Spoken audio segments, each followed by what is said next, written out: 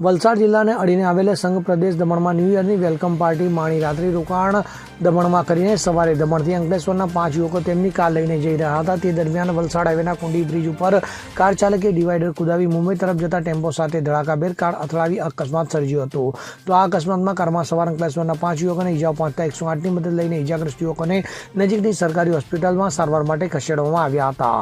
વલસાડ નજીક આવેલા સંઘ પ્રદેશ દમણમાં ન્યૂ યરની વેલકમ પાર્ટીમાં મોટી સંખ્યામાં સહેલાણીઓ આવતા હોય છે, જેમાં અંકલેશ્વરના 5 યુવાનો તેમની કાર લઈને આવ્યા હતા। ત્યારે રાત્રે વેલકમ ન્યૂ યર પાર્ટીમાં મજા કર્યા બાદ રાત્રે દમણમાં રાત્રે રોકાણ કર્યું હતું અને બીજા દિવસ સવારે તેમની કાર લઈને યુવાનો અંકલેશ્વર તરફ જવા રવાના થયા હતા। ત્યારે વલસાડ હાઈવેના કુંડી બ્રિજ ઉપર કાર ચાલકે સ્ટેરિંગ ઉપરથી કાબુ ગુમાવતા કાર ડિવાઈડર કુદાવી મુંબઈ તરફ જતા ટેમ્પો સાથે ધડાકાભેર અથડાવી અકસ્માત સર્જ્યો હતો। તો અકસ્માત થતા સ્થાનિક લોકો અને રાહદારીઓ ઈજાગ્રસ્તોની મદદે દોડી આવ્યા હતા। તો અકસ્માતને લઈને મુંબઈ તરફ જતો વાહન વ્યવહાર પ્રભાવિત થયો હતો।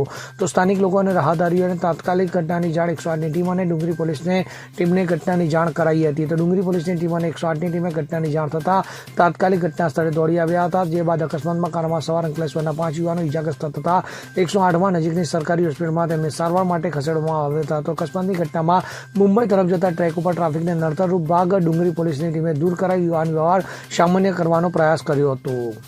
Bureau report CN24 news. હવે જુઓ દેશ દુનિયાની તમામ ખબરો તમારી આંગળીના ટેરવે। ઉઠાવો મોબાઈલ અને ગૂગલ પ્લે સ્ટોર પરથી ડાઉનલોડ કરો અમારી CN24 ન્યૂઝ મોબાઈલ એપ।